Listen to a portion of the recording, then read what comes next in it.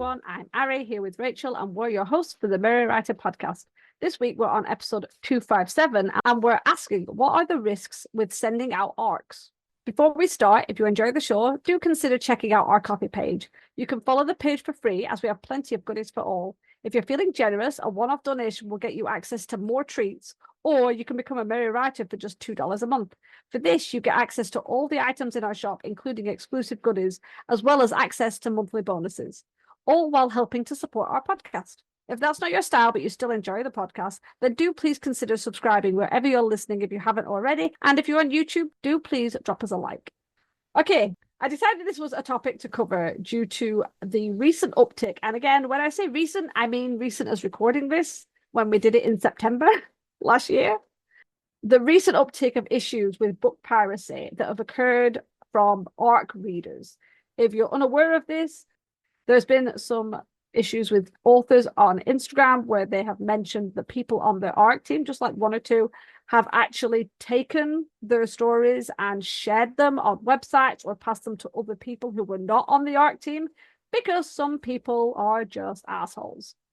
So the problem with this is it has forced new and seasoned authors to actually pull ARCs. Some are just not doing them at all. Some are only doing them with people that they 100% trust. Some have even decided that they're not going to give out e-copies because that's obviously the easiest one to pirate, and have actually gone to doing physical ARC copies. Now, obviously, if you have the means to do that, obviously including shipping costs, that is something. But as you can imagine, this has caused a lot of distrust in the writing community between writers and readers. And it's kind of sad that that has happened, because apparently the one I was reading about, the ARC reviewer was not a new person. It was not someone that the author had never dealt with. It was someone that they had had on before. So with that, you get this kind of like, wow, you don't even know who you can trust because you assumed they were fine from the last time, and then instead they did what they did. And maybe these people honestly don't realize what they're doing. But seriously, how could they freaking not? And it has caused a lot of distrust within the writing community, and it's affected the reading community. I mean, I don't know if you've ever seen it. I've seen a few of them, thankfully, where readers have actually put up like a post saying, this is a safe space for writers. We're so sorry that this happened. You know, we will never share your work if it's like an ARC or anything like that.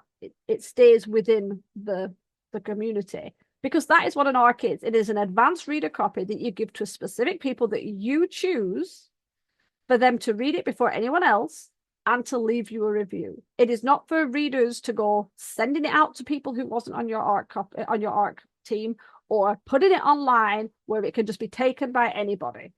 And it's sad. It is sad because readers and writers have such a strong community together. They are separate communities, but they also obviously meld together. And the fact that all it took was a few people doing this that we know of, because let's be honest, you never know. A few people doing this, and it has sent ripples through the community. I've already seen authors that I like, that I would have loved to have been on their ARC team or their beta team, who have been like, yeah, no more new ones. No, I'm not having anybody new that I don't 100% trust. And so they're not opening it to anyone.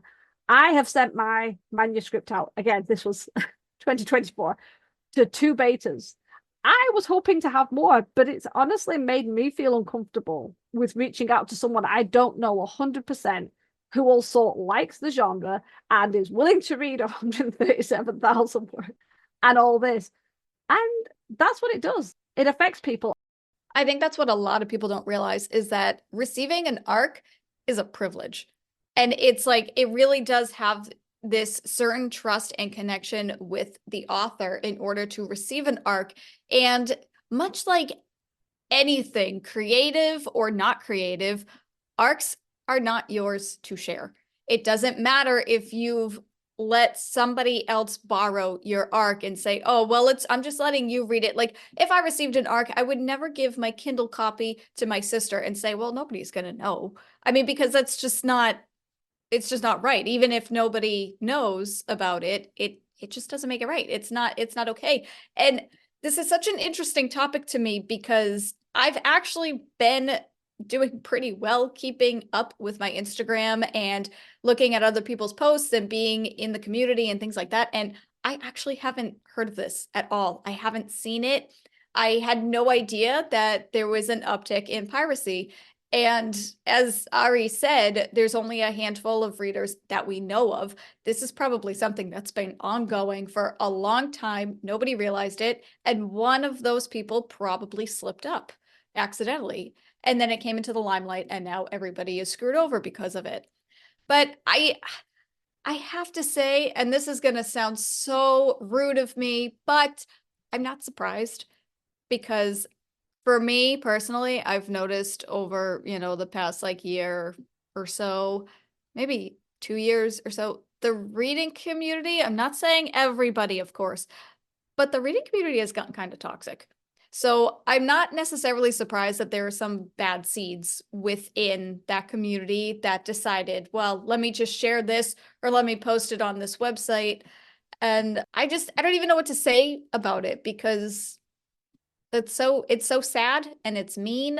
And I know you're not supposed to really trust everybody you meet or trust anybody you meet on the internet, because hello, they're strangers. In this day and age, everything is digital, everything is online.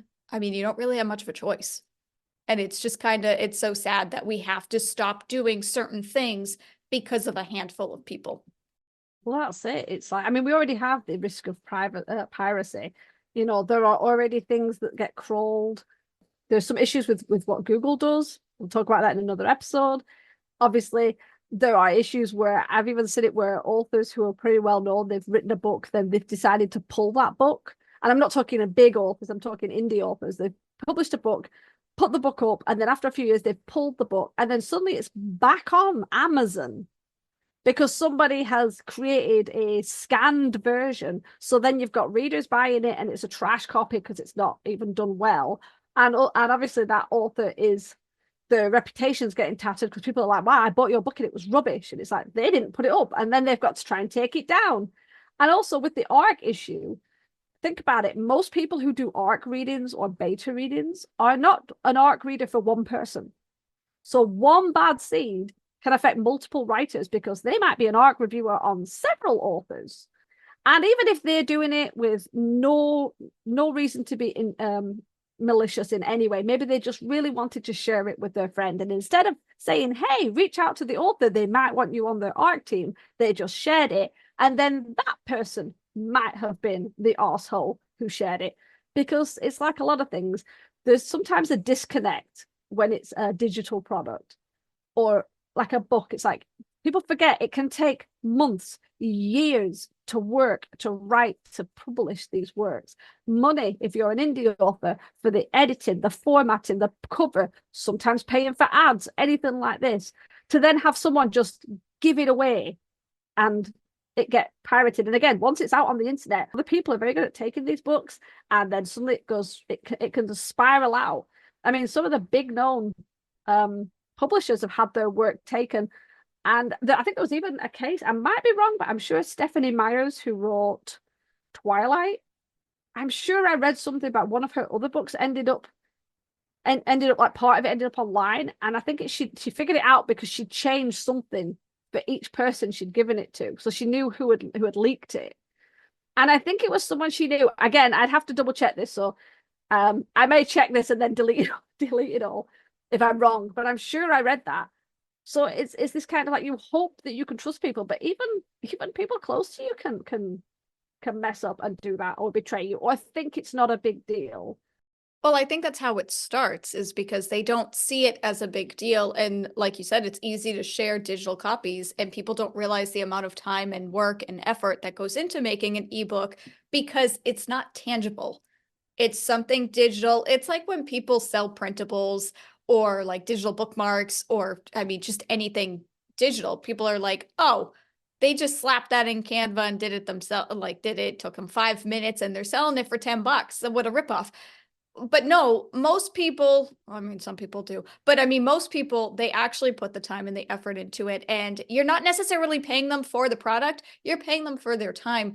And I don't know, I haven't heard that about Stephanie Meyer, but that's a really good idea and something that I think most people should consider. Obviously, you can't really do that for ARCs unless you have like your own street team that you're managing. But I mean, when you have beta readers and stuff, yeah, you might as well change something. I know a lot of people sometimes when they have beta readers, they'll have their manuscript on a Google Doc and they'll have all the beta readers share it and comment it on that one doc. But it's probably worth it just to be on the safe side to have separate Google Docs or however you want to share your manuscript with each individual person and change one little slight thing because damn, that's a good idea. Yeah, it could be something as simple as a side character or like a small minor character's role, just change their name, either just maybe adding an extra letter, like an extra L or whatever, or changing it slightly, or just changing it completely so it's really obvious, right? Well, this person, that character's name was Emma, in this one it was Ruth, and that way it can. It's bad that we have to even think about this. It's horrible that we have to come up with this stuff. It is. I know, but I mean that honestly, like this is literally what the world has come to because especially in, I'm going to say an unpopular opinion because Ari and I, we feel the same way about this and we've never talked about it because it's kind of controversial, but like in a world of AI, this is what we have to do. We have to protect our work. We have to protect ourselves. And it's so sad. It's like I'm still not ready to talk about AI. I'm gonna pick an episode and put it in because we do need to talk about it because it makes me so angry because I'm so tired of people, especially in the art community, of thinking it's like, oh, it's fine, it's AI art, not realizing the stuff it does and how it gets that information to create those artworks. Nope, still not ready to talk about it yet. Getting too angry. No, I agree. So someday we will. We absolutely will. We've been biding our time, but I think both of us we didn't talk about it because it was so fresh and controversial, but also like, I don't know about you, but I personally kind of thought and hoped it was going to be a phase, but I don't think that's the case anymore. No, but I do think there's going to be a lot more regulations. Seriously, it's like there's already things happening where you have to admit if you're using AI, you have to clarify things. I think things are going to get tighter for a lot of reasons. But again, we'll do that in another episode. We'll put that all in another episode. We're getting off topic again. My bad. Go ahead. I'm just going to make another quick point about the ARC thing that I thought was interesting. A couple of years ago, I don't know if any of you heard the controversy because an author, I only knew of one author, might have been more, and I'm not naming names, kind of fell out of popularity with some people because they had a Patreon and they offered ARCs as one of the Patreon tiers. And you had to be in that tier for like 3 months to get an ARC. And there was this big tea spillage about how ARCs should be free and everything. And I just find it interesting now that it's like, kind of understand why someone would like almost like put a, well, yeah, you supported the author anyway, especially if you're sending ARCs out and people are just like, here, have it somebody else. I'm going to send it out. I'm going to put it on a website. I'm just going to make it easy for someone to steal. Not that I'm saying that I agree with what they did, but you know what? Looking at how things are turning out, I can kind of understand it. Although they did that before any of this came up. So. Okay, it wasn't just piracy. We should move on to that. Obviously, piracy is the big one, and that is things that do make people worried, especially if you're already a nervous person, especially if you already have trouble letting go of that book baby. And believe me, I get it. I am there with you.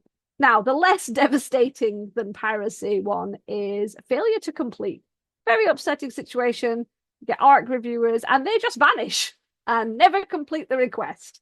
They get a free book to read with the review in advance, and that is the deal. And again, it's honest review. And don't get me wrong, shit happens. Things come up, you don't always get to finish. And because ARCs usually have a deadline, because most writers want you to finish the ARC so that the moment that it releases, you can be putting your reviews on, because reviews are important. They add legitimacy to your book. And the more reviews you have, even if it's like some negative and a lot positive, or all positive, or hopefully not a lot negative, it can help. So if you just vanish and the author's left without any knowledge of why, that's unhelpful. So it is customary to let the author know if you're not going to be able to complete it and do a review. If the review was going to be negative because you hated the book, you could still let them know, tell them you didn't care for the book and that your review would be negative. Ask them if you still want to list it. This should only be the case for people who feel uncomfortable putting up negative reviews. Any author that sends out an ARC needs to assume that somebody might not like it and leave a negative review. That's the whole point of an ARC. You send an ARC for an honest review. Honest review mean it could be negative. But you could give them a heads up and ask them, you know, do they still want you to leave the review or not publish it? But that should be an option if you inform them and ask specifically. If you do leave a bad review and the author reaches out and says, please change it, that's a bad author. So that's not good. But if you agreed to be an ARC reviewer, 9 times out of 10, you'll have probably taken a slot, because I think most writers have a set number of ARCs they send out with a deadline. So you do need to be wary of that. And you do need to try and stick to it, because it can have effects on the way things are. I have noticed, I mean, obviously everything that you said is like 100% true. And I have noticed when I used to find book reviews for indie authors, I would get that. It's actually more common than you think. People accept a free copy and then you never hear from them again, because people just want free stuff. I mean, some people are just like that. They don't want to actually help. They just want the free stuff. But I did notice that when you send a free copy, or in your initial pitch, when you ask if they're interested in receiving an ARC, make like a cancellation policy type thing and say, if for whatever reason you're unable to get the review up by the deadline, you're unable to complete the book by the deadline, you decide not to finish the book because it just wasn't something for you, let me know. Respond to this email and let me know. Please share the reason. No questions asked. Just let me know so I can keep track. And 9 times out of 10, not everybody, 9 times out of 10 that worked. People would respond and say something came up and I'm unable to complete the book. Some people would say, this book sucks, I don't want to finish it. And that's okay too, but at least you know. And then from there, you can say, okay, I still need to fill in a review slot. Let me find somebody else. Or you could just say, all right, I have 24 reviews instead of 25, but at least you know why. That's actually a really good point. Yeah, if you plan for failure to complete, it's not a bad idea. I think it was one of our guests, I'm almost sure it was Helen Scheurer, where we were talking about launching a series. And she said, I think she put out like 100 ARC copies. Because I remember being like, really? I thought it was like maybe 20, 25 was the thing. And it really worked for her. And thinking about the fact that so many people do fail to complete and not let you know. So you're hoping, well, I'm hoping for like maybe 20 reviews, and maybe you get 4 because other people either forgot or didn't like it or didn't complete it for whatever reason. So figuring out to send maybe more than you were going to, or maybe having a backup group of people. Obviously, it depends, because you have got a deadline, and if you then, if you give people like 6 weeks, and then several people come back saying I can't do it after 2 weeks, then you've only got 4 weeks. I can understand why, if you can get a good ARC team, why a lot of people kind of keep the same people over and over again. Sorry, distracted by Rachel's cat. Yeah. We should really put video up every now and then, because that is adorable. A cat is just completely in the way, trying to get attention, trying to get affection, and we're just like, no, we're podcasting, cat. I don't even know what I'm saying. What was I talking about? It's all gone. Maybe I'll put this up on Coffee at some point or something. Cattail. But yeah, I think it's like anything. It all comes down to being prepared, being aware that unfortunately piracy is a thing. So figuring out how you want to deal with that. I have seen one of the authors I follow, they had their ARC team. They had a sign up on Google Forms, and what they had was a little disclaimer at the bottom that technically said, this is for you only. You are not allowed to share it. You are not allowed to put it online. And if you do, legal action may be taken against you. And yes, that is another cost.